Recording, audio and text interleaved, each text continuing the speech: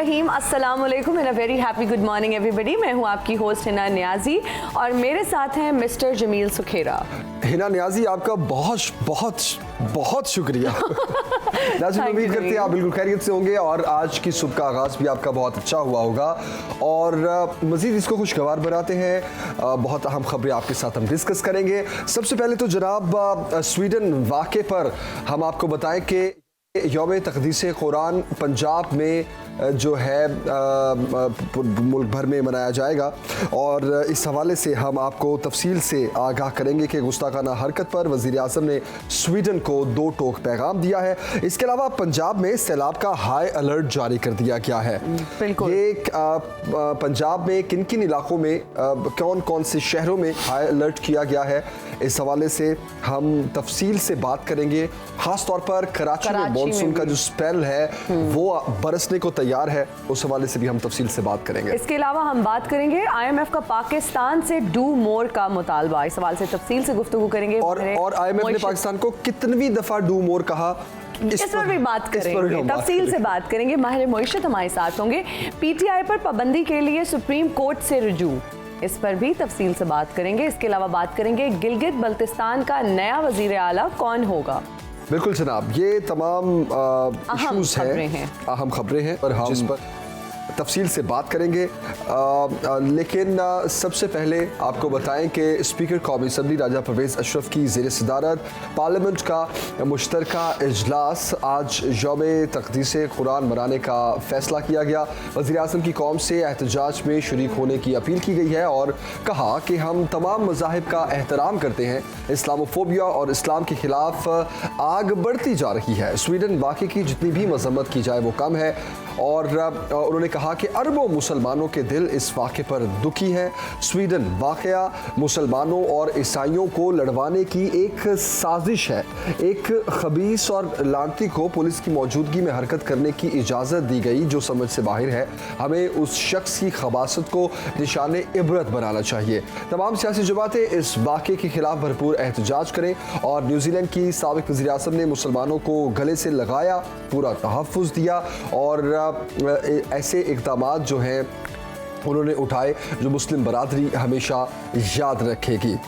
तो ये बहुत अहम मामला है और ख़ास तौर पर आज यौम तक़दीस कुरान मनाने का जो फ़ैसला किया गया है। बिल्कुल जी। इसके अलावा आज हम बात करेंगे मौसम के हवाले से भी। पेशगोई ये की जा रही है कि सैलाब की पेशगोई की जा रही है और कहा यह जा रहा है कि ख़दशा है कि सैलाब जो है वो आ सकता है पंजाब में, पाकिस्तान में, और भारत की जानिब से भी पानी छोड़ने का भी खदशा जाहिर किया जा रहा है। पंजाब में सैलाब का हाई अलर्ट जारी कर दिया गया है। 8 से 10 जुलाई के दौरान भारत की जानिब से रावी सतलुज में पानी छोड़ने का जो है वो इम्कान है और तमाम डिप्टी कमिश्नर समेत सूबाई महकमों को हाई अलर्ट जारी कर दिया गया है। लाहौर में जैसा कि आप सब लोग जानते हैं कि शदीद बारिशों का सिलसिला जारी है और कुछ इलाके हमने देखे भी हैं लाहौर के जो कि ज़ेरे आब आ चुके हैं, मतलब घर में एंटर होना जो है वो मुश्किल हो चुका है। कल मैं अपने डिज़ाइनर को जमील ड्रेस वापस करने गई एंड यू वोंट बिलीव कि बड़ी अच्छी जगह पे रहती हैं लेकिन उनके घर में एंटर होना वाज लिटरली अ टास्क, क्योंकि घर के अंदर उनकी ऑलरेडी गाड़ियाँ 2 दिन बाद में से ड्रेस वापस ले ले, तो क्या हो गया? हमारा गिव एंड टेक इसी तरह से होता है ना, पुराना ड्रेस रिटर्न करते हैं तो नया ड्रेस मिलता है और वो मुझे कलेक्ट करना था आज के शो के लिए ड्रेस जो मैंने पहना हुआ है। मौसम की नज़ाकत भी देखनी चाहिए ना, तो क्या पहनती फिर, पुराना रिपीट कर लेती। Okay, I get it. ख़वातीन का ये भी एक बहुत बड़ा मसला है, कपड़े रिपीट नहीं होने चाहिए।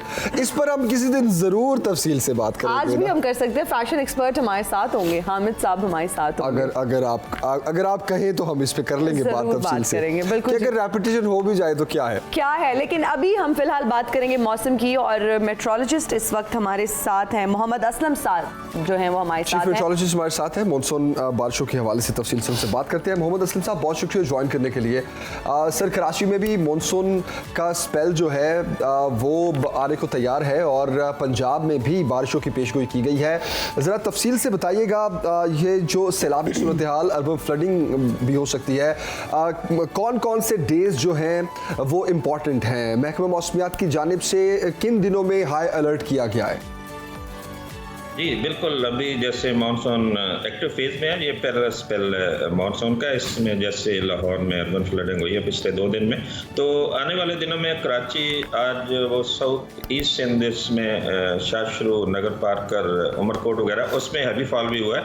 कराची में रात हल्की बारिश हुई है, आज भी वहाँ पे बारिश का इम्कान है। आज और कल 2 दिन वहाँ पे बारिश का इम्कान है। बाकी करीबन जैसे पंजाब हम कह सकते हैं, पर पंजाब में फैसलाबाद कल बहुत ज़्यादा बारिश हुई, इससे इस्लामाबाद और गुजरांवाला ये सारे इलाके यहाँ पे हैवी फॉल हो सकता है और अर्बन फ्लडिंग का भी खतरा है। अच्छा सर, ये भी बताइएगा कि हालिया बारिशों से शहरों में इस वक्त किन मुश्किलात का सामना है और कौन से वो इलाके हैं जिनमें अभी तक पानी ही नहीं निकाला जा सका?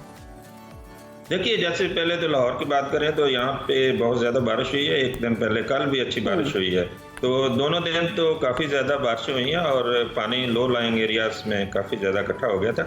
इस तरह कल फैसलाबाद में जो बारिश हुई है उसमें भी काफ़ी इस तरह की सिचुएशन थी। और ये मंडी बहाउद्दीन अफजाबाद इन पूरे इलाके में कल अच्छी बारिशें हुई हैं। बल्कि खैबर पख्तूनख्वा में बालाकोट में सबसे कल ज़्यादा बारिश हुई 103 मिलीमीटर। जी अच्छा, मोहम्मद असलम साहब, इस्लामाबाद में, पंजाब में, बाकी इलाकों में बारिश हुई, लेकिन कराची की अगर हम स्पेसिफिकली बात करें तो कहा यह जा रहा है कि आज से मॉनसून का जो स्पेल है वो शुरू हो जाएगा। तो आप क्या समझते हैं, क्या इकदाम करने की ज़रूरत है? क्योंकि कहा यह जा रहा है कि मूसलाधार बारिश और तेज़ आंधी का भी इम्कान है। जी बिल्कुल, कल रात भी कोई हल्की बारिश हुई है कराची में। आज और कल तो अच्छी बारिश का वहाँ पे इम्कान है और जैसे विंड भी काफ़ी तेज चलेगी। तो सबसे पहले तो कराची में कोई जो नाले हैं उनको सफाई कर लेनी चाहिए थी। अभी तो बारिश वैसे ही शुरू हो जाएगी और वहाँ पे तो थोड़ी बारिश भी होती है तो ऐसे लगता है कि बहुत ज़्यादा बारिश हो गई है। तो सारे जो जहाँ पे पानी इकट्ठा हो वहाँ पे जो खंभे वगैरह, वहाँ पे करंट्स वगैरह आ सकते हैं, उनके करीब ना जाएं। और जो मकान है जो गिरने के करीब हैं, छतें उठ सकती हैं, तो उनसे भी अवॉइड करना चाहिए। अच्छा, ये कहिएगा मोहम्मद असलम साहब कि इंडिया भी पानी छोड़ सकता है, तो वो कब पानी छोड़ सकता है, इस हवाले से क्या खबरें हैं?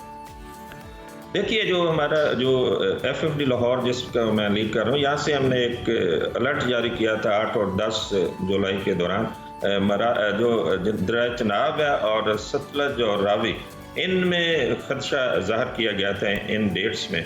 इंडिया में जो रावी है, रावी के पास ही उनका एक डैम है, थीन डैम, वो अभी 50% भरा है। अगर वो छोड़ते हैं तो पानी आएगा, इसमें फ्लडिंग की सूरत हाल पैदा होगी। इस तरह सतलज में भी यही सूरत हाल है, वो पानी उनकी तरफ से रिलीज होगा तो उनमें फ्लड आ सकता है। लेकिन जो दरिया चनाब है वहाँ पे खदशा है कि वहाँ पे जो फ्लोज है काफ़ी ज़्यादा बढ़ेंगे और काफ़ी सिचुएशन जो उनके जो साथ साथ लोग रहते हैं तो उनके लिए काफ़ी सूरत हाल खतरनाक। अच्छा मोहम्मद असलम साहब, मॉनसून के पहले स्पेल में 30 साल रिकॉर्ड टूटा है बारिश का। आप क्या समझते हैं कि दूसरा स्पेल भी उतना ही शदीद होगा और इतनी शिद्दत से बारिशें होंगी? देखिए, एक तो पहले मैं क्लियर करूं, जो रिकॉर्ड टूटा है वो मेट के रिकॉर्ड में तो नहीं है। अच्छा। तो पिछले 30 साल से जो मेट के 2 स्टेशन हैं, जो एयरपोर्ट और शहर में एक स्टेशन है, यहाँ से जो रिकॉर्ड हमारी तरफ से कोई नहीं टूटा, ना ही मेट ने कोई इन्फॉर्मेशन दी है। ये रिकॉर्ड जो सिटी गवर्नमेंट ने वासा वालों ने किसने दिया मैं नहीं समझता, और हमारी तरफ से कोई रिकॉर्ड की बात। तो मोहम्मद असलम साहब, ये जो सर्कुलेट कर रही है खबर, आप इसको वेरीफाई नहीं करते, आप समझते हैं गलत खबर है? देखिए, हम वेरीफाई नहीं कर रहे क्योंकि हमारी जो ऑथेंटिक रिकॉर्ड है वो महकमा मौसमियात का है, जैसे जे रोड और लाहौर एयरपोर्ट का जी। तो इसके हमारे मुताबिक तो भी कोई ऐसी बात नहीं हुई। बहुत शुक्रिया मोहम्मद असलम साहब, आपने हमें ज्वाइन किया, तफसील से हमें आगाह किया कि आने वाले दिनों में मॉनसून का स्पेल कितना लंबा होगा और कौन कौन दिन जो हैं वो इम्पॉर्टेंट हैं। और ख़ास तौर पर जिस तरह उन्होंने बताया कि कराची में भी मॉनसून जो है वो स्टार्ट होने जा रहा है, बारिशें होंगी और पंजाब की सूरत हाल जो है उस पे तो हाई अलर्ट जारी कर दिया गया है। बिल्कुल, अभी हम चलते हैं जी अपने नुमाइंदगान की तरफ। हमें इस वक्त इस्लामाबाद से ज्वाइन कर रही हैं शोरब तारिक, उनसे जानते हैं कि जुड़वा शहरों का क्या अहवाल है, नकासी के बारे में भी हमें बताइएगा।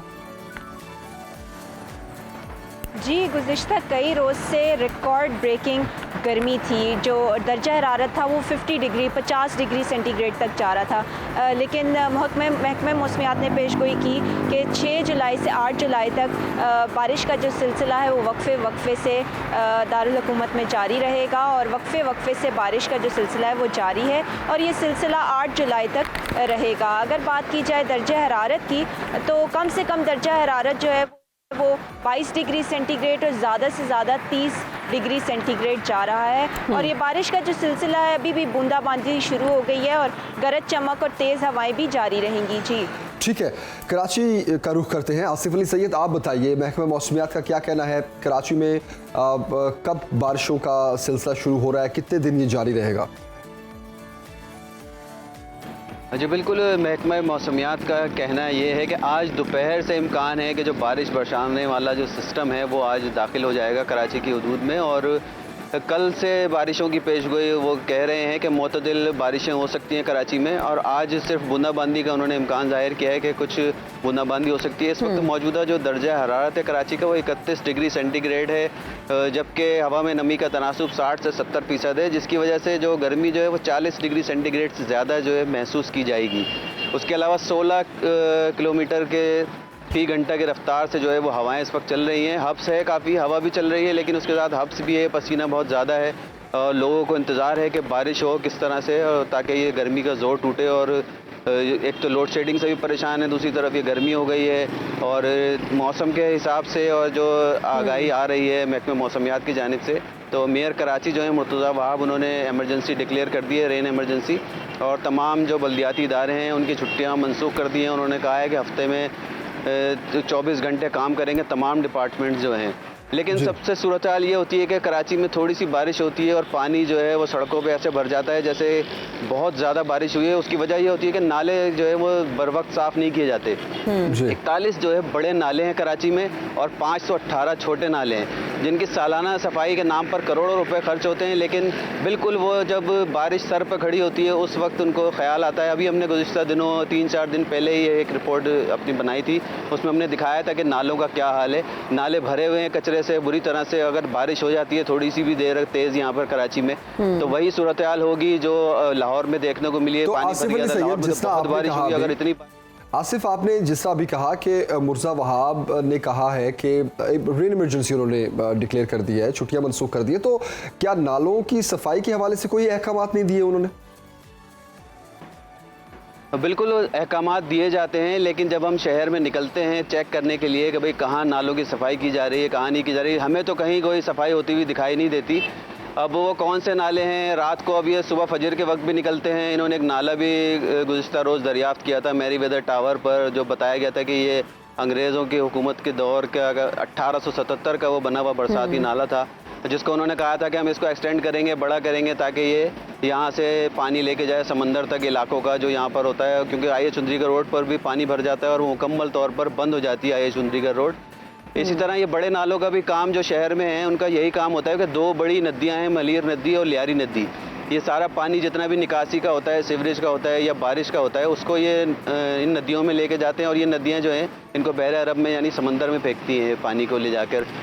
लेकिन बदकिस्मती है, सुखन पे जो नदी है जहाँ पर से ये मेन नाला जो सारा जो कराची का सीवरेज है वो समंदर में गिरता है, उस नदी का अगर देखा जाए जाकर तो वहाँ पर इंक्रोचमेंट है बदतरीन। वहाँ पर कोयले के गोदाम हैं और दीगर लोगों ने अपने वहाँ पे आबादियाँ कर रखी हैं। पूरा रास्ता जो पानी का है वो बुरी तरह से बंद है। वहाँ से पानी जब आता है, जब तबाही मचती है, लोगों के घर डूब जाते हैं और फिर दीवारें गिरती हैं, कच्चे मकान होते हैं, फिर उसमें जानें ज़ाया होती हैं, लोग ज़ख्मी होते हैं। तो ये सूरत हाल है बारिश की। अब देखें, अल्लाह खैर करे, लोग इंतजार तो कर रहे हैं बारिश का कराची में। बिल्कुल बिल्कुल, देखते हैं क्या होता है बारिश। आसिफ अली सैयद, बहुत शुक्रिया आपका, और शौकत तारिक आपका बहुत शुक्रिया, आपने इस्लामाबाद से हमें अपडेट किया। इस्लामाबाद कराची की सूरत हाल आपने जानी और लाहौर की सूरत हाल भी कुछ मुख्तलिफ नहीं है। कहा यह जा रहा है कि मानसून की बारिशों का सिलसिला ये भी जारी रहेगा और ख़ास तौर पे पंजाब में तो हाई अलर्ट जारी कर दिया गया है, क्योंकि भारत की तरफ से भी नहर में पानी छोड़ा जा सकता है और दूसरी जानिब हमने देखा बारिशों की भी जो सूरत हाल है, फिर जो निकासी आपकी बात की जाए तो नहर ओवरफ्लो कर जाती है, हमारी केनाल रोड जो है जमीन, हमारा। मैं कह रही हूँ कि वो एरियाज जिनको हम पोश एरिया समझते हैं, इतना पानी वहाँ पर इकट्ठा हुआ हुआ है और इतना पानी जमा हुआ हुआ है कि जिस दिन हम लोग ऑफिस आ रहे थे और हम नहीं आ पाए, इसका गाड़ियाँ मतलब बंद बारिश बहुत ज्यादा हो रही है, बहुत ज्यादा बारिश होती है तो पानी बहुत ज्यादा आता है। Again you are doing again. मैंने क्या, मैं नहीं, ये बात सच है। देखिए 30 साल रिकॉर्ड टूटा है वो, लेकिन मोहम्मद असलम साहब ने उस चीज को डिनाई कर दिया। उसने कहा व्हाट्सएप ग्रुप्स तक ये इन्फॉर्मेशन ठीक होगी। अच्छा ये वाकई ये खबर उस दिन भी, कल भी थी ये खबर, लेकिन हम यही कहते रहे कि 30 साल रिकॉर्ड टूटा है। जो महकमा मौसमियात है ना, वो बेसिकली वासा पे बरस पड़ा। वो कहते हैं कि वासा के जो पैमाने हैं ना, पैमाइश करने वाले, मेजर करने वाले, जी, वही खराब है। ठीक है, मतलब यहाँ पर भी ब्लेम गेम चल रही है, आप ये कहना चाह रहे हैं। वो कहते हैं इतनी बारिश नहीं हुई जितनी ये कह रहे हैं। I have a point। मुझे एक बात बताएं, हमारे मुल्क में अनफॉर्चुनेटली ऐसा क्यों होता है कि आप ब्लेम गेम का ये सिलसिला जारी है, एक डिपार्टमेंट दूसरे को ब्लेम करता है, दूसरा डिपार्टमेंट अगले डिपार्टमेंट को ब्लेम करता है, और मुल्कों में भी होता होगा। मतलब आपको, मुझे ये लगता है कि हमें अपनी रिस्पॉन्सिबिलिटी के साथ अपना टास्क कंप्लीट करना चाहिए। जिस तरह से हमने आपको आगाह किया कराची की सूरत हाल से। आप मेरी बात पे गौर नहीं कर रही जी। यही होता है ना ब्लेम गेम में। वो फलान ने भी तो ये किया था ना, उसने भी तो ये किया था ना। ठीक है, तो वो मेरे का और भी मुल्कों में ऐसा होता होगा ना। ब्लेम गेम इधर भी जारी है। एक ब्रेक लेते हैं जनाब, ब्रेक के बाद हाजिर होंगे। देखते रहिए सुनो पाकिस्तान।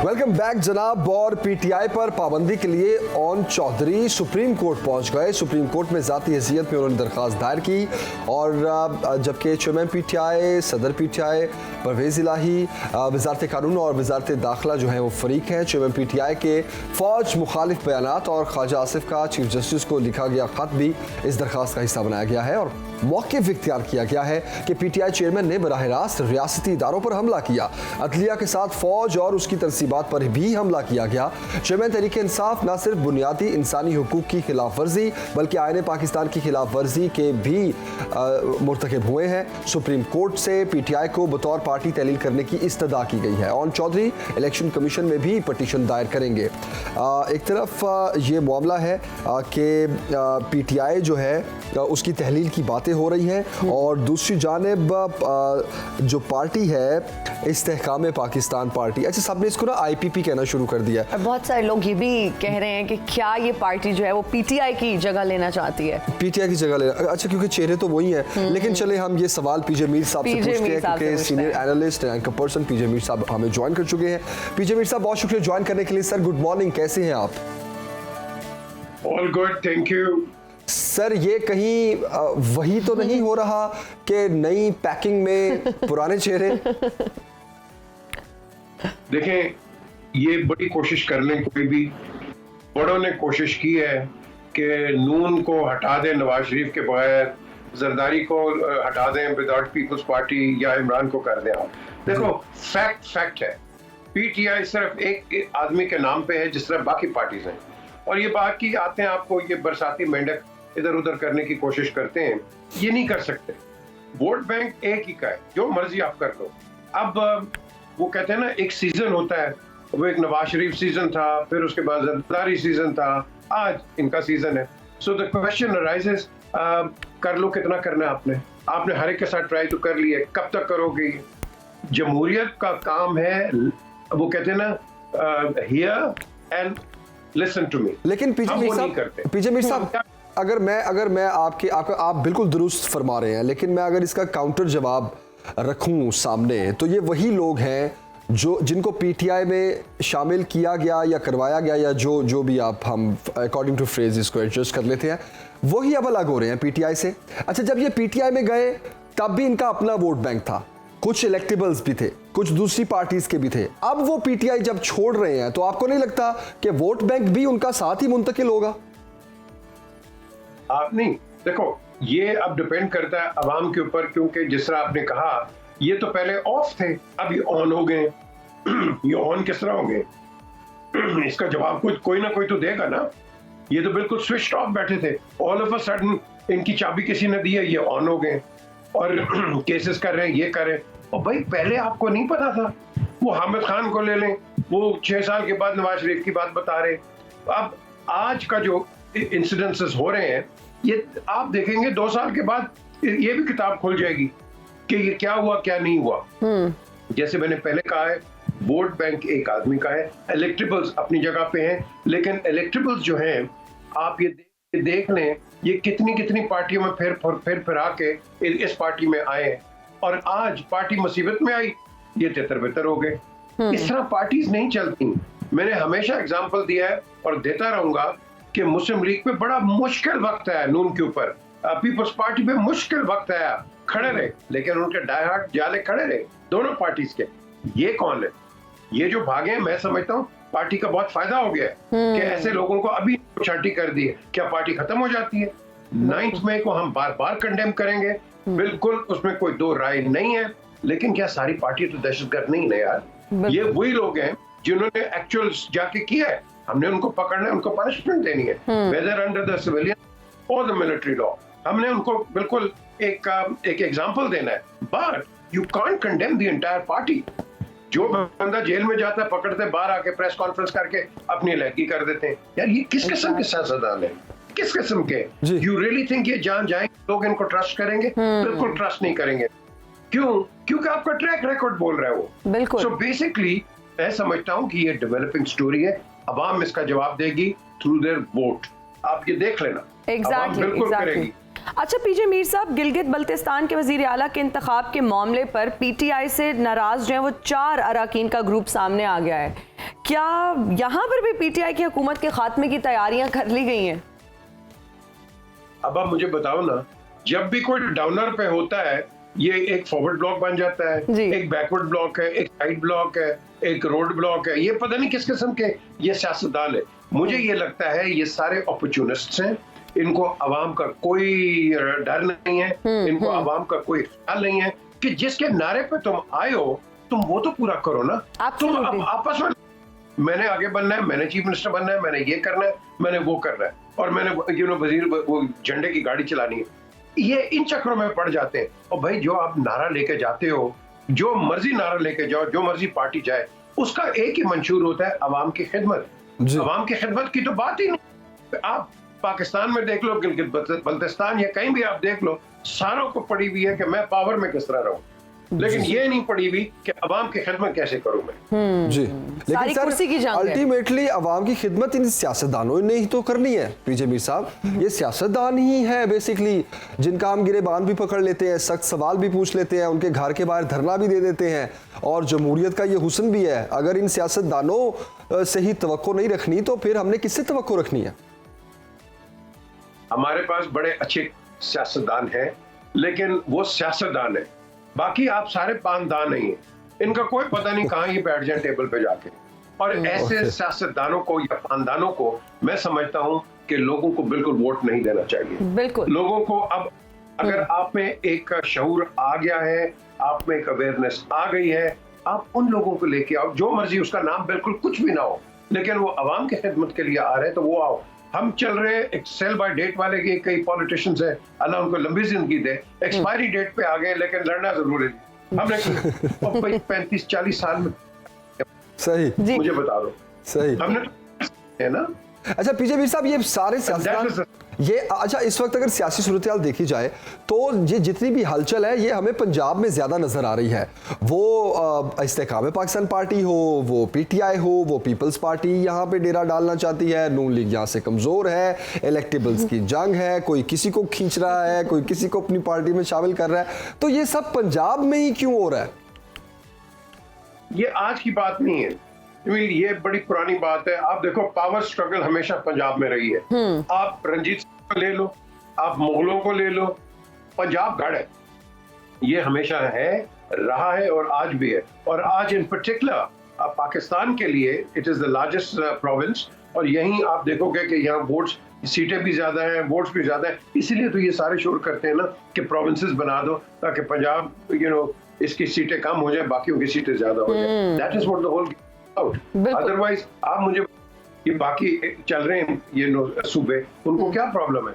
लेकिन हमने हर चीज को मॉडिफाई करना है। आपका एक नाम था NWFP, north west frontier province, आपने खैबर पख्तूनख्वा लिया है, ओके ले आए, क्या दूध की नहरें बह रही हैं वहाँ?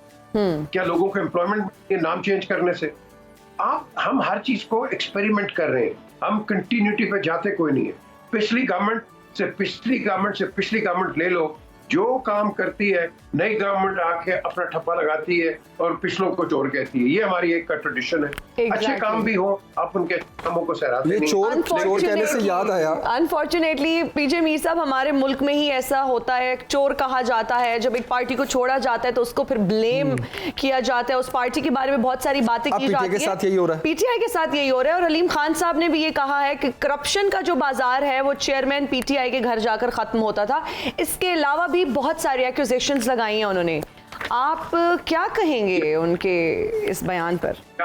अच्छी बात, बहुत अच्छी बात की है। यही हमारा अलमिया है, यही अवाम को पता चल गया है कि जब साथ बैठते हैं तो वो दूध की तरह साफ होते हैं, लेकिन जब निकल गए तो ये सब चोर है। खुदा के लिए कोई इंसान नहीं होता है, कोई लॉयल्टी होती है, कोई इंटीग्रिटी होती है, कोई मोरालिटी होती है। ये कहाँ की ये मोरालिटी, ये कहाँ रिस्पेक्ट आज के सियासतदानों में नहीं है, स्वाय एक दूसरे को गाली देने से और बदतमीजी से बात करने के लिए। आपने देखा है कहीं? आपने कुछ भी नहीं देखा। पहले होता था, रिस्पेक्ट होती थी, बिल्कुल पोस्ट करते नेशनल असेंबली में चले जाएं, अब ऑपोजिशन होती थी, एक रिस्पेक्ट होती थी, म्यूचुअल रिस्पेक्ट होती थी, एक दूसरे से अच्छे तरीके से खिताब होते थे, मुखातिब होते थे। आज क्या है? आज आप पर्सनालिटीज पे चले गए, हर जगह आपने बदतमीजी के अलावा है कुछ नहीं है। तो आपका बड़ा इंपॉर्टेंट सवाल कि ये लोगों के लिए, क्या आप ऐसे लोगों को आने देंगे आगे? सही, वोट दो अच्छे लोगों को, और बेशक उसका नाम कुछ ना हो, आपने रिजल्ट लेना है, आपने देख लिया सब कुछ।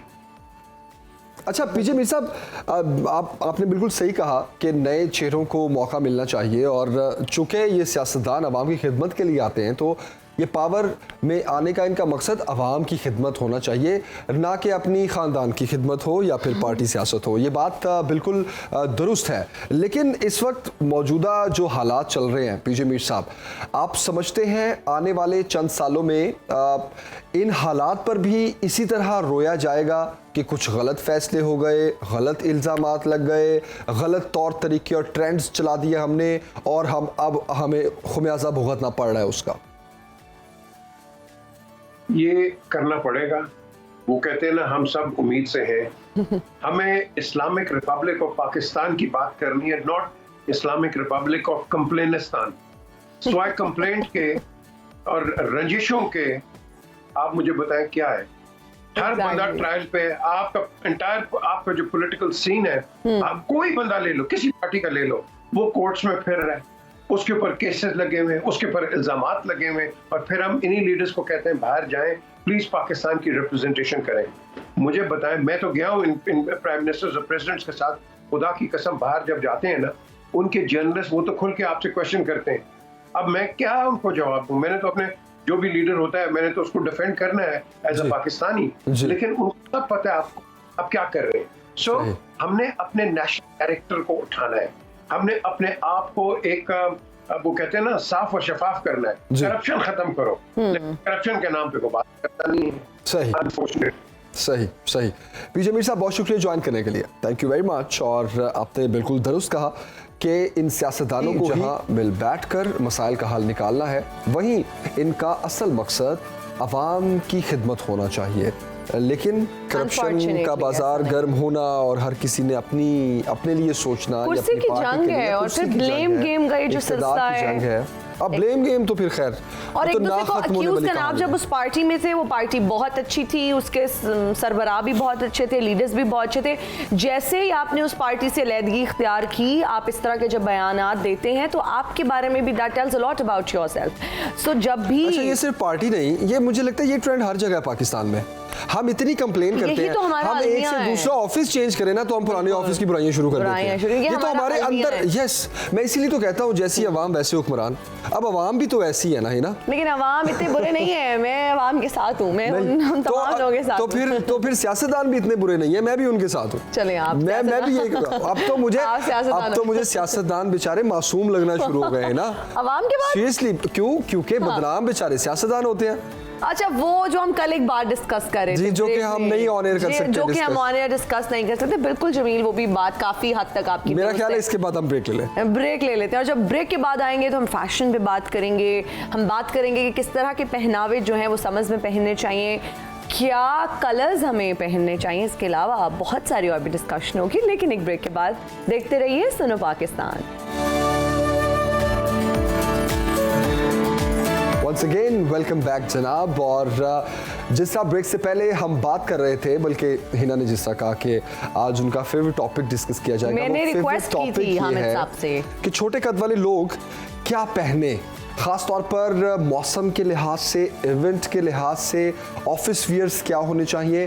तो अब टाइम वेस्ट किए बगैर हामिद सईद साहब के पास हम चलते हैं और उनकी एक्सपर्ट राय जानते हैं। हामिद साहब, thank you very much join करने के लिए। Thank you for having me on the show. देखें, छोटे कद का मैन और वुमेन, पहली बात तो ये हम करना चाह रहे हैं कि you know sometimes genetic, you have nothing to do with being short, so don't think about it कि मैं शॉर्ट हूँ, मैं यू नो मैन और woman doesn't matter, you have a lot going for you. और आज हम बात करेंगे कि शॉर्ट मैन और वुमेन जो हैं टॉल कैसे लग सकते हैं। ओके, तो उसमें अगर आप पूरी बात सुनेंगे, maybe you are not short but your husband is short, maybe you are not short, your brother is short, कोई फैमिली में शॉर्ट है तो उसको आप टिप्स दे सकते हैं। तो सबसे पहले बात है कलर की, जो कलर कौन सा पहना। ओके, अच्छा, इसमें ये आइडिया ये है कि darker colour makes you really you know darker और लीनियर लुक। आप ब्रेक ना करें कलर्स के साथ, जैसे टॉप आपने कुछ और पहना हुआ है, बॉटम आपने कुछ और पहना हुआ है। देखिए, अल्लाह ने आई को ट्रेन किया हुआ है, आई जैसे देखती है वो ऊपर से शुरू करती है, नीचे जाती है। तो अगर आपने लेट्स से आपने ब्लैक जैकेट पहनी है, उसके साथ वाइट ट्राउजर पहना हुआ है, तो होता ये है कि आई जब ब्लैक जब फिनिश होता है तो आई रुक जाती है, क्योंकि अगर रुकेगी नहीं तो वो सारा ब्लैक प्रोसेस कर देगी। तो आई, इसका मतलब है फिर वो शुरू हो जाएगी दोबारा आई। तो दैट मीन्स अगर आप 5 फुट के हैं तो आपने अपने आप को 2.5 फुट का कर दिया। तो ये एक बहुत बड़ा कॉन्सेप्ट इसमें है। ओके, कि कलर ब्रेक नहीं करें, कलर ब्रेक नहीं कलर करना, में जाएं। हाँ, एक कलर में रहें, मोर मोनोक्रोमैटिक कलर्स में रहें और आप लंबे लगेंगे। जहाँ भी आप ब्रेक करेंगे, और अगर ब्रेक करना है जैसे कि आपने कॉम्बो पहनना है, तो आई वुड से कि आप ब्लैक के साथ चारकोल का कॉम्बिनेशन करें ट्राउजर का। Same family. तो जितना हाँ क्लोजर होगा ना, that's you know that would make you look taller. Okay. अच्छा, इसके अलावा एम्बेलिशमेंट के साथ भी आपने जो है वो भी नहीं ब्रेक करना अपने आप को। लेट्स से को आपने कोई बहुत बड़ी एम्बेलिशमेंट यहाँ लगा दी या नीचे, जैसे शूज़ हैं, अगर आपने शूज़ जो है बड़े कलरफुल लगा दिए, पहन लिए, तो obviously that will also break you. देखिए, आई शॉर्ट मैन और वुमेन के लिए कि जो ऑडियंस जिसके भी सामने आप हैं, उसकी आई आपके यहाँ जानी चाहिए फेस की तरफ, ना कि it should go to the bottom. अच्छा, दूसरी बात है कि इसमें जो पैरामाउंट चीज़ है वो है फिटिंग। ठीक है, मैंने वुमेन दोनों के लिए, अगर आप happen to be short, fitting has to be perfect. उसकी वजह ये है कि जो टॉल हैं, like you are tall person, you know happen to be like 6'3", it doesn't matter कि स्लीव की लेंथ थोड़ी सी लंबी हो गई या पैंट की लेंथ थोड़ी सी ऊपर नीचे हो गई।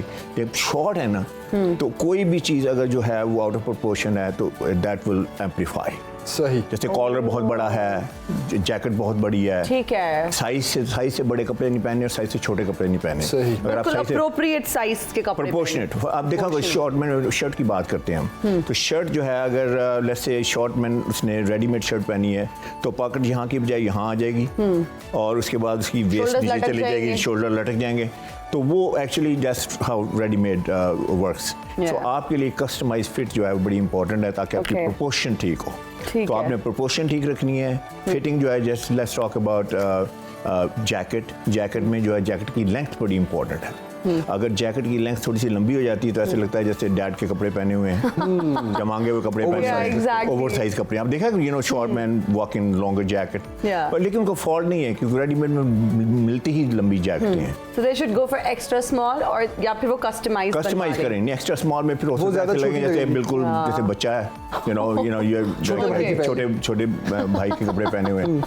I know it's a tough predicament, लेकिन there is hope there. So I would say कि उसमें आपने उसका ख्याल रखना है कि आपने यू नो फिटिंग जो है, पैंट की फिटिंग बड़ी इंपॉर्टेंट शॉर्ट मैन के लिए। अगर स्पोर्ट्स की लेंथ ठीक नहीं है, लेंथ क्योंकि बेशुमार शॉर्ट मैन दे थिंक कि अगर लंबी पैंट पहन लेंगे तो लंबे लगेंगे। Actually it's the opposite. अगर आपने लंबी पैंट पहनी है तो आप और छोटे लगेंगे शॉर्ट के लिए। हाँ, शॉर्ट के लिए। तो मैंने सुना हाई वेस्ट अगर आप पहन लेते हैं so you look tall, is that so? तो हाई वेस्ट जो है, देखें हाई वेस्ट जो है वो तो आजकल वैसे ही पॉपुलर नहीं है ना। जी जी। आई मीन वुमेन के लिए ठीक है, लेकिन because blouse is gonna come out, लेकिन मैन अगर उसने टक इन किया शर्ट ना, अगर किया तो ऐसे लगेगा यार छाती तक उसकी पैंट चलेगी। बच्चे किसी it looks बच्चे को very किसी ने awful. कपड़े पहना दिए हाँ, वो उसको looks पहनने ही नहीं awful. आते खुद से। हाँ, लेकिन ये उसकी पैंट की लेंथ जो है, अच्छा उसमें क्या आइडिया है, Yeah. जो ब्रेक होता है ना पैंट में, वो भी यहाँ आई रुक जाती है वहाँ पे, तो जहाँ ब्रेक शुरू हो गया इसका मतलब आपकी लेग शॉर्ट हो गई। Oh so that's the concept over there. तो आपने बिल्कुल उसकी प्रॉपर लेंथ जो है पैंट की मेन के लिए वो ये है कि इट शुड जस्ट किस the top of the shoe, बिल्कुल जैसे टच करती है and that's it. And female के लिए भी यही है फीमेल के लिए भी यही है कि बिल्कुल वो आपकी फ्लोर लेंथ। हाँ नहीं ना वो लंबी होगी तो हो, फिर ना या short उससे हो। अगर छोटी होगी तो वो आपको it will make you capri look style में you would look very short, बहुत ज्यादा शॉर्ट लगेंगे। ठीक है, क्योंकि देखिए लेग का कॉन्सेप्ट लेग का है कि लेग को आपने कैसे लंबा करना है। ठीक है। आई मीन लंबी तो नहीं कर सकते, स्ट्रेच तो नहीं कर सकते, but you know how you can, जैसे कहते हैं ना इल्यूजनरी ड्रेसिंग Yeah. टेक्निक क्या है। So that goes for the pants का राइज जो है बड़ा इंपॉर्टेंट Okay. है। अच्छा, कुछ हामिद पिक्चर्स साहब, हम I have a- चलाते हैं। जी, जी। हम ना कुछ पिक्चर्स चलाते हैं और हामिद साहब से हम चाहेंगे कि ये उनको बताएं साथ-साथ elaborate करें। साथ साथ के खास तौर पर ओवरऑल पूरी लुक के लिए आपके बाल कैसे हों, आपकी आएगी जैकेट कैसी सर, हो, या। और आप शूज किस तरह से पहने, जिस तरह अभी पैंट्स की बात की इन्होंने। अगर पिक्चर्स हो सके तो जिशान जरा देखिए, वो चला दें, ये देखिए जनाब। अच्छा ये देखें, ये इस वक्त जैकेट की फिट की बात हो रही है। देखें अगर if you are short and you happen to wear, ये नेक्स्ट पिक्चर भी चली गई है, वहाँ अगर वापस थोड़ी आ जाएं पिक्चर्स तो को स्लो करके चलाएं और दोबारा पहली वाली पिक्चर पहली अगर आप वाली दिखा पिक्चर दें। स्टे करें। अच्छा ये पिक्चर, जैसे ये कलर की बात हो रही है कि अगर आप डार्कर कलर में हो, मोनोक्रोमैटिक कलर में हो, तो यू विल लुक टॉलर। यहाँ पे शर्ट की बात हो रही है कि शर्ट की फिटिंग कैसे होनी चाहिए, बहुत टाइट नहीं होनी चाहिए, बहुत लूज नहीं होनी चाहिए, राइट फिट होनी चाहिए। सही। Because the focus gonna go on your shirt and if shirt doesn't fit you then you know the whole look is gonna be all messed up. Next इसके आगे आती है, let's go to the next चलें। Next चलें। अब pant की fitting है, देखें आप on the right too, I mean it looks very horrible, you know, जैसे अगर बहुत खुली है और पैंट की फिटिंग ठीक नहीं है तो has to look right, specially Okay. When you are short and अच्छा हामिद साहब, when you are short can you wear baggy pants जैसा mom jeans were really in कुछ दिनों से? अच्छा बैगी करेंगी, पता है क्या होगा? क्या होगा? अब साथ बॉक्सी भी लगनी शुरू हो जाएगी। यानी ऊपर से शॉर्ट है, ऊपर से बॉक्सी लगी है, तो आप देखें फिर So mom jean is not a good option Not for at people all, who are not at all. short. not do that. ये एक पिक्चर है। अच्छा ये देखें आप, इसमें ये एक जो आपकी ना जो कलर हैं शूज़ के, वो अगर आपने ब्राउन पहनने तो ब्राउन जो है वो आपकी पैंट हो। अगर आपने जैसे डार्क कलर का ब्लैक पहना है या नेवी सूट पहना है, उसका ब्राउन बिल्कुल ना पहने। उसकी वजह है कि I will go to the shoe right away. तो अगर छोटा आदमी है, छोटी यू नो खातून है, तो पहले आई चलेगी शूज पे, तो actually you are also you know processing the whole the short length there. तो फोकस वहाँ पे नहीं जाना चाहिए, फोकस आपके फेस पे तो जाना हमें कलर ब्रेक करने के चक्कर में पड़ना ही नहीं नहीं चाहिए। बिल्कुल Okay. यही इसमें मोनोक्रोमैटिक कलर इज योर तो बेस्ट। मोनोक्रोम लुक बहुत ज्यादा एट टाइम्स बोरिंग भी तो हो जाता नहीं है। बोरिंग नहीं है, बहुत सोफिस्टिकेटेड है। मतलब अगर आप बिल्कुल आप हर रोज एक कलर पहन के सेम। अच्छा ये नहीं, तो जैकेट आप वाली इसके साथ- पिक्चर और ये जो अच्छा इसमें देखिए, इसमें ये लपेल साइज है। लपेल साइज ये है कि इसमें 3 डिफरेंट टाइप्स हैं। एक शॉल लपेल है, एक पीक लपेल है। पीक लपेल जो है ना वो ऐसे जाता है ऊपर की तरफ, तो that gets your attention way here. So if you shorter you want to get the attention up to your face, तो Yeah. आपके फेस की तरफ अटेंशन जानी चाहिए, and that would be a great you know lapel size for you. सही। Jacket का okay hair, तो अगर आप शॉर्ट हैं तो अगर आप थोड़े से पफी हेयर कर लेते हैं तो I think that gives you another added 1 and 2 inches. You probably don't need it. इसको तो टिंट करा लेनी चाहिए इसको हेयर स्टाइल। करवाई थी, सूट नहीं की। अच्छा इसके अलावा ना सबसे इम्पोर्टेंट चीज़ ये है कि लेट्स से अगर आप एक CEO ऑफ ए कंपनी हैं, बड़े सब्सटेंशियल बंदे हैं और आप शॉर्ट हैं, पर भी शॉर्ट, तो एक होता है ना कि पावर लुक कैसे आएगी। तो आई वुड से कि पावर लुक जो है ना वो उसका जो कॉन्सेप्ट है वो ये है कि देखें ये फ्रेम है जिसमें हम बात करते हैं, you know whether we talk for 10 minutes और 10 hours, this how we gonna talk. Yeah. तो ये फ्रेम स्ट्रॉन्ग कर देंगे तो बंदा स्ट्रॉन्ग हो जाएगा। तो इस फ्रेम को स्ट्रॉन्ग करने का तरीका क्या है? इस फ्रेम को स्ट्रॉन्ग करने का तरीका ये है कि ये शोल्डर जो है बड़े स्ट्रॉन्ग होने चाहिए। बिल्कुल ऐसे ये नहीं कि बैठ जाएं या ऐसे जैसे कि ओवर साइज हो जाए या यू नो टाइट हो जाएं। और इसके अलावा ये है कि शर्ट और टाई का कॉम्बिनेशन जो है वो पावरफुल होना चाहिए। तो आई वुड से कि अगर आप अल्टीमेट एब्सोल्यूट पावर लुक चाहते हैं तो आप ब्लैक सूट में आ जाएं, उसके बाद व्हाइट शर्ट पहन ले, रेड टाई पहन ले, तो आप फोकस जहाँ पे होगा तो you will look actually powerful. doesn't matter you're 5 foot tall or ठीक है। you're shorter person. सही। तो इसमें कलर कॉम्बिनेशन जो बड़े एंड रेड टाई क्या हम कॉर्पोरेट ऑफिस वगैरह में भी एंड फॉर्मल ये इवेंट्स रेड टाई तो मतलब it's considered like power tie ना, तो या तो इसको बिल्कुल what formal about black tie? Black tie तो ये है कि black tie is more for like जैसे ब्लैक टाई इवेंट्स हैं, जैसे ठीक इवनिंग इवेंट्स हैं, तो उसमें दैट गोस वेरी अच्छा हामिद साहब, आपने वकीलों लड़कों की भी के black tie होती है। वकीलों की भी ब्लैक टाई। अच्छा हामिद साहब, आपने लड़कों के हेयर स्टाइल्स की बात की, थोड़े पफी होने चाहिए। What about girls? देखिए गर्ल्स में यह है कि अब बिल्कुल ही अगर आप जैसे वो उसमें भी तो आप थोड़ा सा कर सकते हैं पफ ना, बहुत ज़्यादा नहीं, लेकिन थोड़ा सा bounce दे थोड़ा सा सकते हैं बाउंस blow वगैरह dry और से। से। और दूसरी बात है कि बाउंस यहाँ भी आ सकता है, Yeah. सो आई थिंक इसको आपने अपनी फेस शेप के मुताबिक वो भी देखें कि आपकी फेस ठीक शेप है। क्या है, what's more relevant to you, but I would say कि एवरी इंच मैटर्स। वो आप बेशक बालों की तरफ से बढ़ा लें या फिर नीचे हील्स पहन के बढ़ा अच्छा लें। Heels, what's your take? Heels को भी कैरी करना इज 1-2 इंच तो ऐड करेगी, सारी बात है। नहीं, वो तो ऐड करेगी, but it literally is a task. And then वो मुझे लगता है कि आपको हील पहन के चलना भी आना चाहिए। अगर आपने पेंसिल हील पहनी है तो आपको पता होना चाहिए।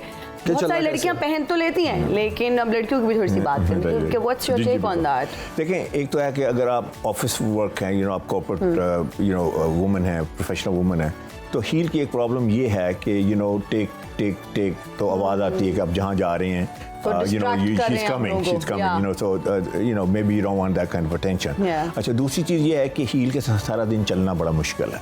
I mean, obviously you are there and you have to work and all this. तो I would say कि जो बहुत लंबी वाली वो ना पहने, लेकिन पंप्स जो हैं और block heels, wedges? हाँ, वेजेस अच्छे हैं, और है। पंप्स जो है ना that they are very good. अच्छा, ये बड़ा इंपॉर्टेंट क्वेश्चन है कि शॉर्ट हाइटेड जो गर्ल्स हैं वो कितनी इंचेस की हील उनके लिए अप्रोप्रिएट है, क्योंकि या तो बहुत ज्यादा पहन लेना या बहुत शॉर्ट पहन पहन लेना। आई वुड से मीडियम ना, बहुत ज़्यादा करने से देखें आपको ऑथेंटिक भी लगना चाहिए। आप ऐसे नहीं है कि जो ही आप नेचुरल्स में आए तो कि अच्छा इतनी छोटी है, तो इसने तो डिसीव किया हुआ है ना। फ्लॉप्स में आए तो तो मतलब आई वुड से स्टे इन द जितनी मैंने पहनी भी उतनी पहनी चाहिए। मिडल में रहें, तो आई थिंक दैट। अच्छा, आप बात ओके आप आना इस पे चाह रही थी बेसिकली। अच्छा ओके। मैंने आते ही हामिद साहब से प्रूव करा लिया वार्डरोब भी। मैंने उनका हमेशा से ऐसे ही होता है कि नहीं, हामिद ऐसे ही साहब होता का है, मैं टेक लेती हूँ कि बताएं मेरा वार्डरोब कैसा है, मुझे क्या इंप्रूव करने की ज़रूरत है, हील्स क्या होनी चाहिए। तो आज की लुक को क्या नहीं, आई वुड से very sophisticated, very elegant look, और ग्रे तो मेरा फेवरेट कलर है,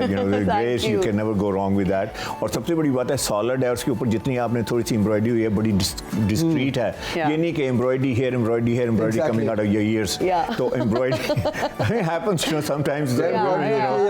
और दूसरी ज्वेलरी इज वेरी अप्रोप्रिएट जो आप वेयर कर रही हैं, बिल्कुल बहुत जो हैंगिंग जो होती है ना, वो जिसे ज्वेलरी बोलते हैं, ऐसी ज्वेलरी नहीं होनी चाहिए कि आप वॉक करें एंड नॉइज और झुमके ये है। तो गर्ल्स आई थिंक बहुत classy, you can't beat that.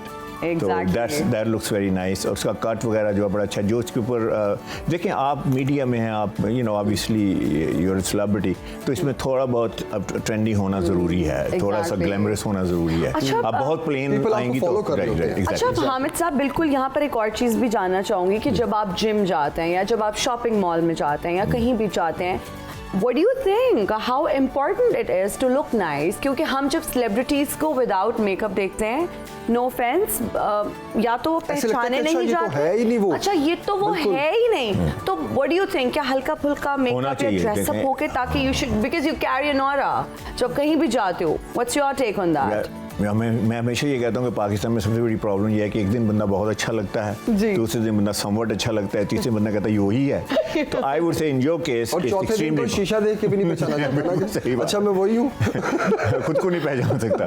तो आई वुड से कि देखिए आपको अपना एक सर्टन जिसे कहते हैं सिग्नेचर लुक मेंटेन करनी चाहिए। अब जैसे अगर जिम में जाती हैं, you're well coordinated, और आपने मतलब in that case I would even से कि कोई ब्रांडेड लुक भी दैट्स गोस, जैसे नाइकी किया है, क्योंकि it goes with that, adjust किया है, एंड शूज आर प्रॉपर्ली उसके साथ अटायर्ड हैं, and I think that's the way it should be, ताकि आप you still look the same, modern सब बिल्कुल मीडियम सा या मेकअप भी थोड़ा सा किया हुआ है।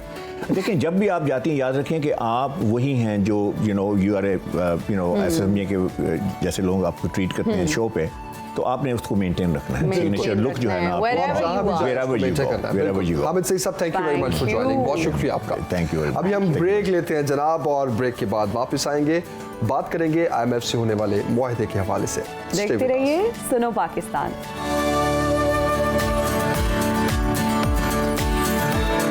And we are right back after the break. You're watching सुनो पाकिस्तान। IMF का मुआहदे पर अमल दरामद से कबल सप्लीमेंट्री ग्रांट्स पर एतराज़, और IMF ने निशानदेही की है कि पाकिस्तानी मईशत में टैक्स का हिस्सा जो है वो सिर्फ 10% है, और ख़सारे पर काबू पाने के लिए मईशत में टैक्सों का हिस्सा 13% तक लाना ज़रूरी है। IMF की खसारे से बचने के लिए पाकिस्तान को टैक्स आमदनी बढ़ाने की तजवीज़ और पाकिस्तान को टैक्स दहिंदगान की तादाद बढ़ाने की ज़रूरत, दोहरे टैक्स निज़ाम से कौमी ख़जाने को अरबों रुपए का नुकसान, दोहरे टैक्स निज़ाम से टैक्स चोरी की मद में कौमी ख़जाने को सालाना 30 अरब रुपए से ज़ायद का नुकसान।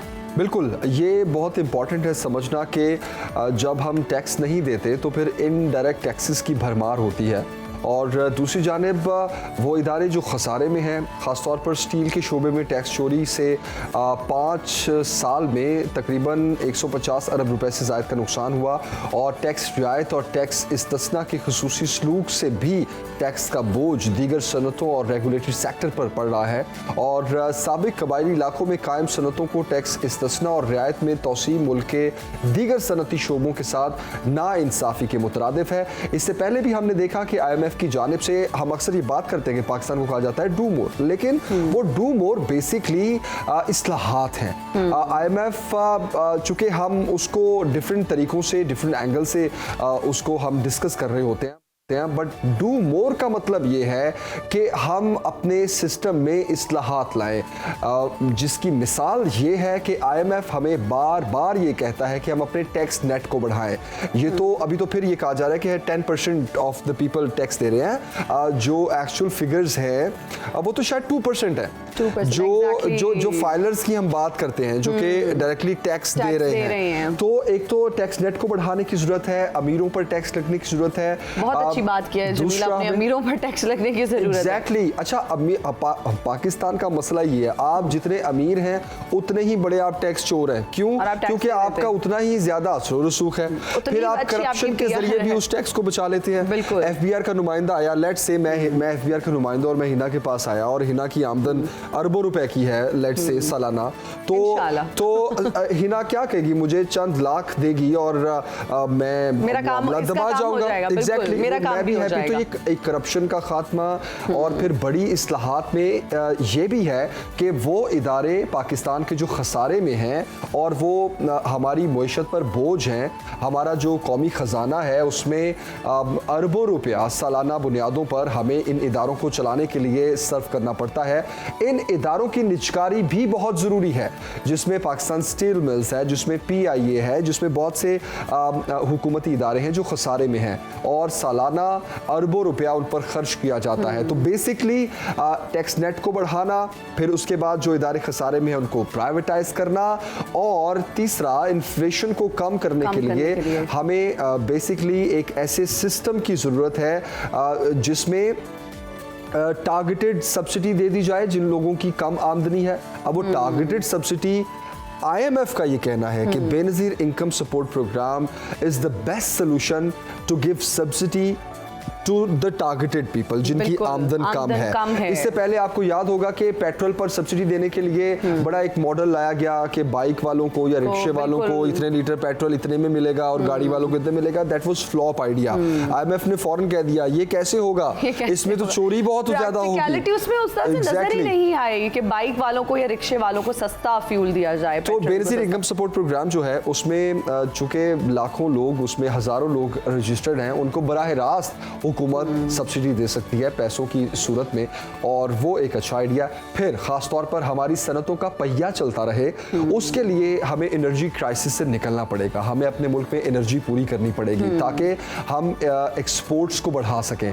जब एक्सपोर्ट्स बढ़ेंगी, जब हमारा कारोबार चलेगा, तभी इस मुल्क में डॉलर आएगा और हम बैलेंस कर सकेंगे अपनी पेमेंट्स को भी, लोन्स को भी, हमारे ज़खायर को भी, हमारी मईशत को भी, और फिर अल्टीमेटली आवाम तक वो रिलीफ पहुँचेगा। तो मईशत जो है, अब हम कहते हैं कि IMF ने पाकिस्तान के सामने नई शराइत रख दी, तो वो नई शराइत बेसिकली मानना हमारे लिए बहुत जरूरी है। बिल्कुल, अगर हम उसको मानते नहीं बिल्कुल, तब हम दिवालिया हो जाएंगे। इस पर तो आप ही ना मुझे बेशक 15 मिनट और डिबेट करवा ले इस टॉपिक पे, क्योंकि इससे पहले IMF ने जो हमारी शराइत रखी, हम गवर्नमेंट कहती थी, डार साहब कहते रहे जी हमने ये भी शर्त मान ली, ये भी मान ली, ये भी मान ली, वो हालांकि 10 में से चले 8 मान ली, 2 फिर भी रह जाती थी। अच्छा वो 2 सबसे इंपॉर्टेंट होती थी, जिसमें टारगेट सब्सिडी होती थी या इस्लाहात होती थी। रिफॉर्म्स बहुत जरूरी है हमारी, क्योंकि हमारा एक हम बात करते हैं बड़ा फरसूदा निज़ाम चलता आ रहा है, उसमें बड़े लूप होल्स हैं,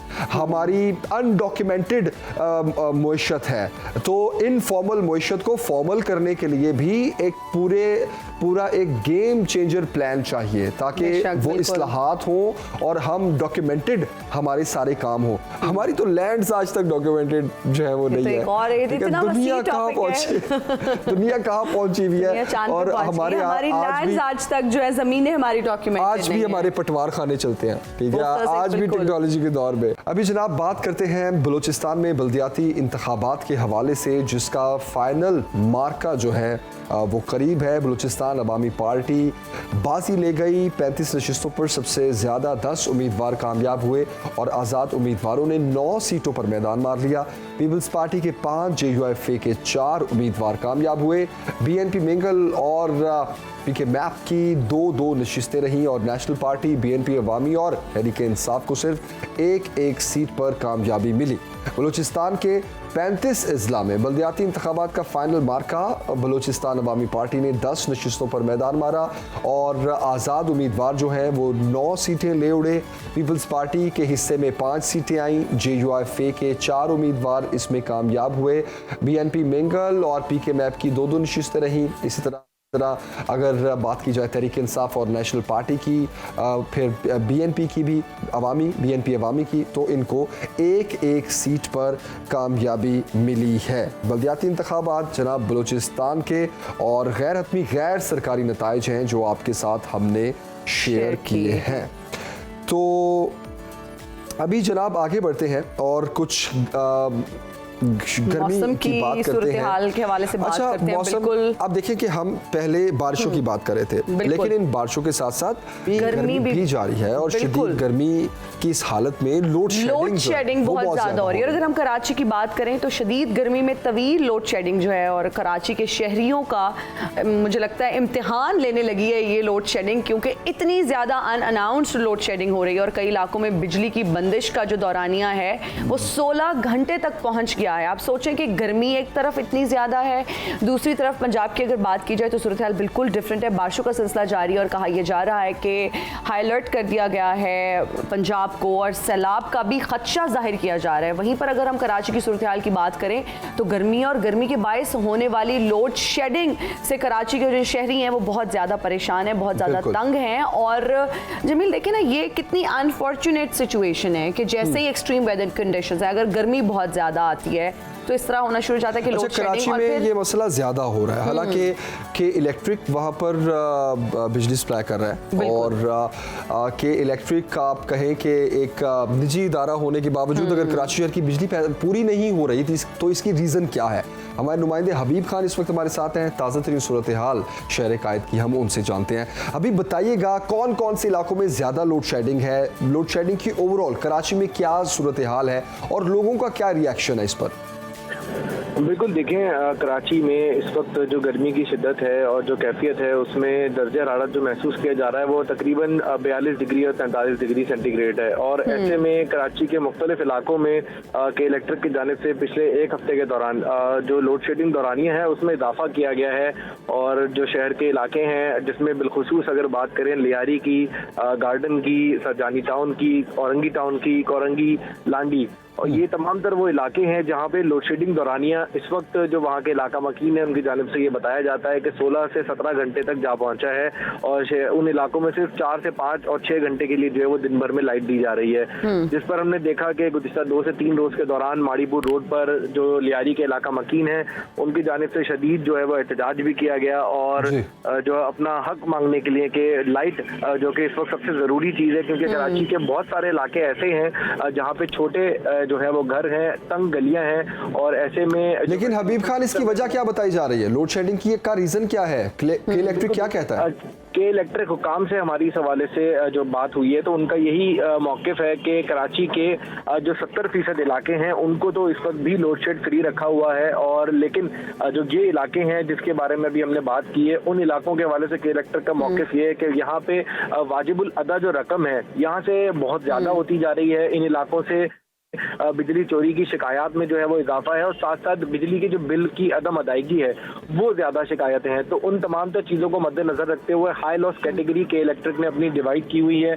और उसके अलावा फिर लो लॉस कैटेगरी है, और फिर जहाँ से बिल्कुल लॉसेज नहीं है उन इलाकों को इन्होंने डिवाइड किया हुआ है। उसके मुताबिक ही जो है वो लोड शेडिंग की जाती है। कि इलेक्ट्रिक हुकाम के मुताबिक जो लोड शेडिंग का शेड्यूल है इस वक्त भी शहर में 10 घंटे से ज़ायद किसी इलाके में जो लोड शेडिंग है वो नहीं की जा रही है, लेकिन जिस इलाकों में वाजिबुल अदा रकम ज्यादा होती जा रही है, जिसमें बिलखुसूस के इलेक्ट्रिक का ये मौक़िफ़ है कि लियारी के कुछ इलाके हैं जहां पर 10 करोड़ और 15 करोड़ तक की रकम जो है वो वाजिबुल अदा है, उन इलाकों में लोड शेडिंग जो है वो इजाफी की जाती है, और या फिर जो फॉल्ट हैं या फिर इलाके को बंद कर दिया जाता है इस वजह से क्योंकि बिजली की अदम अदायगी कम होती है वो होती है। तो ये तमाम तर मौक़िफ़ के इलेक्ट्रिक की तरफ से तो अपनाए जाते हैं, लेकिन जो इलाका मकीन है वो दूसरा मौक़िफ़ रखते हैं। वो ये कहते हैं कि बिल अदायगी के साथ जो है वो भरे जा रहे हैं, लेकिन के इलेक्ट्रिक इजाफी बिल भेजता है जिसपे अदम अदायगी करनी पड़ती है, क्योंकि अगर एक बिल 160 यूनिट का या 150 यूनिट का जो कि 5 से 6 हज़ार रुपए की रकम बनती है, जबकि इलेक्ट्रिक की जानिब से वही बिल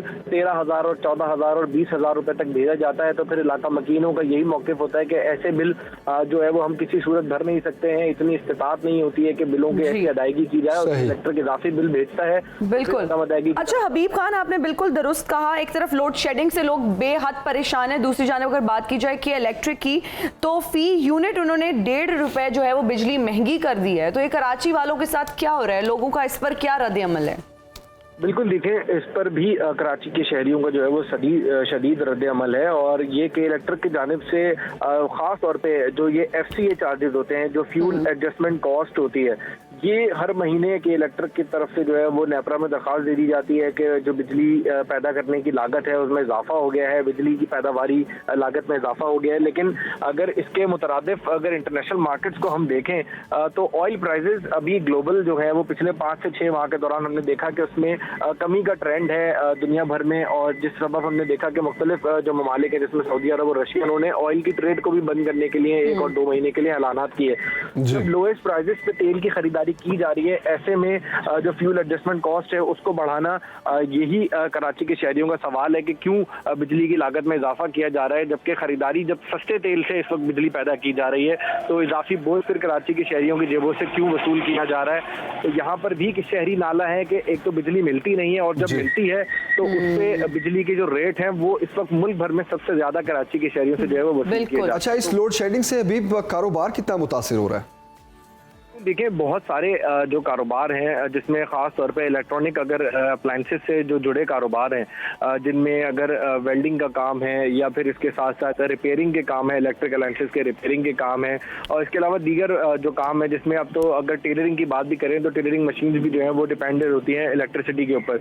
तो ये तमाम तर जो ऐसे कारोबार हैं जो कि बिजली के ऊपर मुनहसर होते हैं, यहाँ पर जब कारोबारी औकात में 9 से 10 घंटे में 6 से 8 घंटे बिजली गायब रहती है, तो बहुत ऑब्वियस है कि कारोबार जो है वो मुतासिर होता है। कस्टमर्स और दुकानदारों के दरमियान अक्सर हमें जो है वो कराची के इलाकों में नोक झोंक भी देखने को मिलती है कि कस्टमर अपनी कोई चीज़ रिपेयरिंग के लिए दे के जाता है, और जब वो फिर वापसी आता है लेने के लिए तो वो फिर टाइमली रिपेयर नहीं हो पाती है। तो ये तमाम तर शिकायत हैं जो इस वक्त कराची शहर में देखने को मिल रही है, और उसकी शहरियों की सिर्फ यही शिकवा होता है कि इन तमाम तर चीज़ों की जो जिम्मेदारी है वो के इलेक्ट्रिक पर जो है वो लागू होती है, क्योंकि के इलेक्ट्रिक एक निजी हैसियत में कराची शहर के अंदर काम कर रहा है, और कराची के शहरियों। अच्छा हबीब खान, बहुत सारे लोग के इलेक्ट्रिक के खिलाफ एहतजाज भी कर रहे हैं, लेकिन क्या उनके मुतालबात को सुना जा रहा है?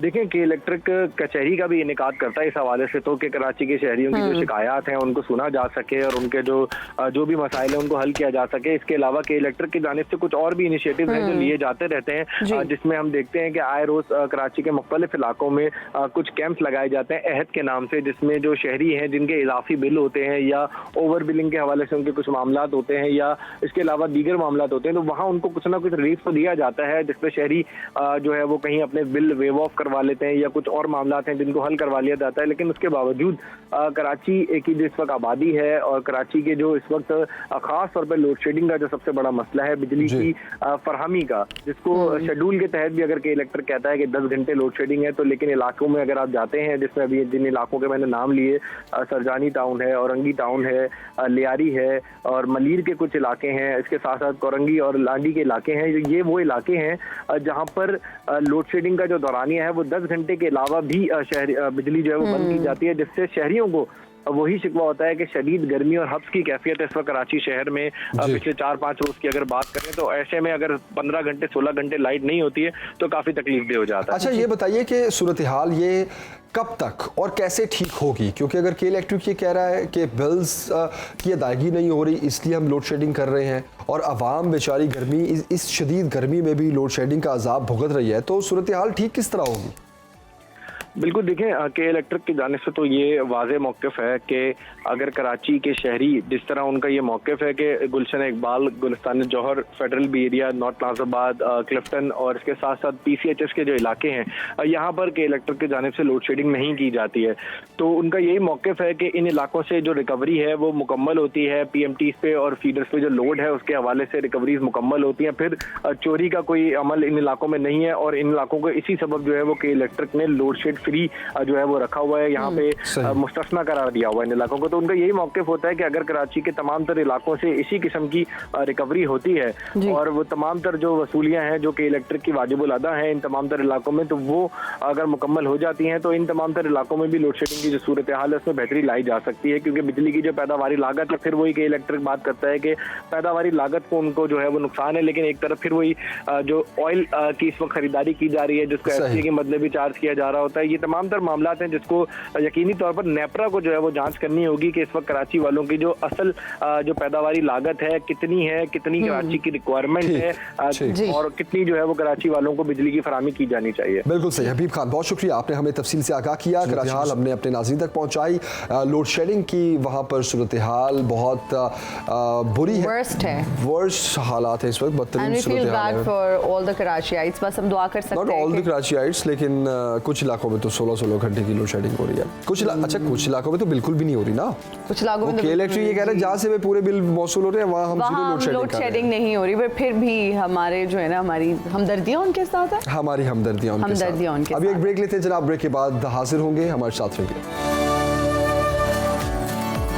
वेलकम बैक जनाब, बात करते हैं कुछ खेल की और क्रिकेट बोर्ड की ऑफ कोर्स, क्योंकि नए चेयरमैन जो हैं ज़का अशरफ साहब, उन्होंने PCB मैनेजमेंट कमेटी का चार्ज संभाल लिया है और दूसरी जानिब दौरा श्रीलंका के लिए नए तरबियती कैंप का भी आगाज़ हो चुका है।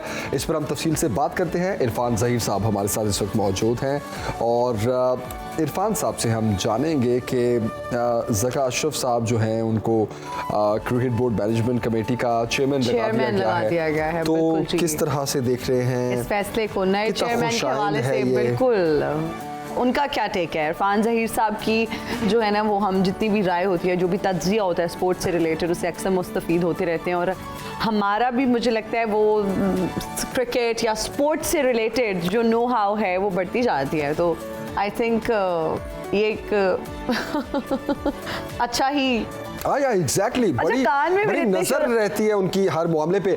अब कहिएगा इरफान ज़हीर साहब, किस तरह से देख रहे हैं अब ज़का अशरफ साहब की एंट्री आप? बिल्कुल, हमने लास्ट वीक जिस तरह डिस्कशन की थी कि उनको नामजद किया गया था PM की तरफ से, इन्होंने 2-3 दिन पहले हमने देखा कि PCB की तरफ से एलामिया आया कि ICC की जो एनुअल मीटिंग है उसके लिए इन्होंने डरबन जाना था, सलमान नसीर जो CEO हैं, कुछ ही देर के बाद ये एलामिया वापस ले लिया गया। जब कल PCB से हमने बात करने की कोशिश की तो उन्होंने कहा जी इसमें कोई कानूनी पेचीदगियाँ हैं और उसके अलावा कुछ और रीज़न्स हैं जिसकी वजह से हमने इसको वापस लिया है। रीज़न सबसे बड़ी ऑब्वियस थी जो नज़र आ रही थी कि ये चेयरमैन PCB के ने ही पार्टिसिपेट करना था, अगर मेंबर के तौर पे वो जाते तो ओबियसली इसमें काफ़ी प्रॉब्लम आने थे और इवेंचुअली फिर यही हुआ कि उन्होंने एलामिया वापस लिया। कल भी हमने उनसे बात करने की कोशिश की, रात आलमोस्ट को 11 साढ़े 11 बजे के करीब उन्होंने फिर इसको डिक्लेयर किया PCB ने एलामिया के अंदर कि उनको मैनेजमेंट कमेटी का पार्ट बना दिया गया और कैबिनेट ने इसकी मंजूरी दी है। ये सिमिलरली इसी तरह ही है जिस तरह अपॉइंटमेंट हमने देखी थी नजम सेठी साहब की भी, और उनके टेन्योर को फिर एक्सटेंशन भी मिली थी। अब इसमें फिर लीगैलिटीज़ को देखना पड़ेगा, क्या ये 2 दफ़ा बन सकती है कमेटी के नहीं, क्योंकि पहले जो इंसिडेंट हमने देखा उसके अंदर भी काफ़ी लूप होल नज़र आए और इसी वजह से ये मैटर कोर्ट में भी गया। अब उसके अंदर भी अब देखें वो हाई कोर्ट जो कोयटा की थी उसने स्टे ऑर्डर दिया, सिमिलरली फिर बाद में हमने देखा Lahore high court, Islamabad high court, Peshawar high court ने भी इसी तरह इस पर स्टे ऑर्डर दिया। बट इवेंचुअली अब देखते हैं ये मसला किस तरफ जाता है। बट ये पेंडिंग तो सारे मैटर कोर्ट में रहेंगे ही, लेकिन इनको 4 मंथ का टेन्योर दे दिया गया है। अब 4 मंथ देखते हैं ये क्या काम करते हैं। ओबियसली इसके एशिया कप है और फिर आगे वर्ल्ड कप है और ये सारे मैटर्स और डे टू डे बेसिस के ऊपर तमाम अफेयर्स हैं। सबसे मेन चीज़ इसका करना इसलिए ज़रूरी था कि आप एशिया कप को होस्ट कर रहे हो, उसका स्केड्यूल अभी तक नहीं आया, तो इन सारी रीजंस की वजह से बहुत नेसेसिटी था कि इसको एज सुन एज पॉसिबल किसी तरफ किया जाए। बट अभी जिस तरह हैविंग सेड दैट कि अगेन ये मसला आ सकता है कि एक मैनेजमेंट कमेटी के बाद दूसरी मैनेजमेंट कमेटी बनाई जाए। और एक लास्ट चीज़ इसमें यह कि जो उनके चेयरमैन थे chief election commissioner Ahmad Shahzad Farooq Rana, उनको भी उनके ओहदे से हटा दिया गया है। तो ये इस तरह की डेवलपमेंट है जिस हवाले से हमने अच्छा इरफान ज़हीर साहब, दौरा श्रीलंका के हवाले से अगर बात की जाए तो तरबियती कैंप जो है वो शुरू हो चुका है, तो टीम में आप क्या चेंजेस देख रहे हैं? हाँ बिल्कुल, हमारी टीम कल ट्रैवल करेगी श्रीलंका के लिए और 2 टेस्ट मैचेस की सीरीज़ होगी। इसमें हमने जिस तरह बात की थी अपने शो में भी और मॉर्निंग शो के अंदर भी हमने डिस्कशन की थी कि 2 बॉलर्स जिसमें जाहिद महमूद और साजिद खान जो थे उनको टीम में क्यों नहीं रखा गया। टीम में तो अभी भी नहीं आए बट कैंप का वो पार्ट बन गए थे और उन्होंने प्रैक्टिस सेशन के अंदर काफ़ी हिस्सा लिया और उन्होंने काफ़ी प्लेयर्स को प्रैक्टिस भी करवाई। और मेरा ख्याल है कि इन दोनों प्लेयरों की इंडक्शन भी होनी चाहिए थी। टीम मोटिवेटेड है जी, और जैसे हम जाते हैं आज हारिस रऊफ की शादी भी है, तो राय तो यही कह रहे हैं कि पहले कुछ प्लेयर्स उनकी शादी में पार्टिसिपेट करेंगे और फिर दोबारा कराची आके और श्रीलंका के लिए ट्रैवल करेंगे। देखना पड़ेगा। वेदर तो ओबियसली हम सब जानते हैं जुलाई के अंदर श्रीलंका में काफ़ी ह्यूमिड है, बट उसमें स्पिनिंग ट्रैक बनते हैं, ये उनकी टेंडेंसी है विच इसकी। बैटिंग ट्रैक भी समहाउ होते हैं बट बॉल जो 2nd और 3rd डे पे जाके काफ़ी ग्रिप और स्पिन करता है। तो उस लिहाज से देखते हैं क्या डेवलपमेंट होती है, बट टीम काफ़ी मोटिवेटेड है, जेल्ड है। हाँ, नो डाउट, होपफुली कि ये अच्छी तो मोटिवेटेड है, बिल्कुल बिल्कुल, लेकिन वेदर कंडीशन भी बड़े डिपेंड करते हैं। लेकिन अब प्लेइंग 11 में कोई चेंजिंग्स देख रहे हैं आप हमारी टीम में? देखिए as far the batting is concern, वो तो हमें बैटिंग ऑर्डर हमें 2-3 सीरीज से देख रहे हैं। ऑलराउंडर के अंदर हम देख सकते हैं कि आमिर जमाल की इंडक्शन हुई है। वो फ़हीम अशरफ पहले आपका टेस्ट जो टीम थी उसका मेंबर थे, ये मोस्ट लाइकली हो सकते हैं, बट ये डिसीजन लिया जाएगा विकेट देख के कि क्या विकेट के अंदर कुछ पेस अवेलेबल है। अगर कोई थोड़ा घास हुआ जो नॉर्मली श्रीलंका की पिचेस में नहीं नज़र आता, तो फिर most likely Pakistani team 2 spinner और 3 पेस अटैक के साथ जाएगी। बट मुझे जो लगता है कि नवाज़ और नुमान ही खेलेंगे, यही आपके 2 में अब्रार भी है, बट अब्रार का देखना पड़ता है कि अगर बॉल बहुत ज़्यादा स्पिन हो रही हो तो फिर इफेक्टिव है, अदरवाइज़ उनको पिक करना आसान है। बट एक उसका एडवांटेज ये ज़रूर हो सकता है अब्रार का कि जिस तरह हमने इंग्लैंड को देखा कि इंग्लैंड ने पहले जब उनको नहीं खेला था तो उन्होंने 8 आउट किए, बट नेक्स्ट मैच में जब आजकल आपको मालूम है काफ़ी ज़्यादा इनोवेशन आ चुकी हैं, आपकी वीडियोस एनालिसिस होते हैं, जब उनका बॉलिंग एक्शन को पिक कर लिया गया तो उसके बाद इंग्लैंड ने बड़ा इजीली उनको खेला। हाँ, पहले नहीं खेला हुआ श्रीलंका ने, तो ये एक ट्रम्प कार्ड के तौर पे यूज़ हो सकते हैं, बट ये सारी चीज़ें डिपेंड करेंगी पिच कंडीशन देख। बहुत शुक्रिया इरफान ज़हीर साहब, thank you so much for joining us in Suno Pakistan. और नाजरीन, इसके साथ ही हमारे प्रोग्राम का वक्त हो चुका है ख़त्म। आपसे इंशाल्लाह मुलाकात होगी अगले हफ्ते। अपना बहुत ख्याल रखिएगा, फीडबैक देना ना भूलिएगा। मुझे और हिना नियाज़ी को दीजिए इजाज़त। सी यू ऑन मंडे इंशाल्लाह। Take care, bye bye.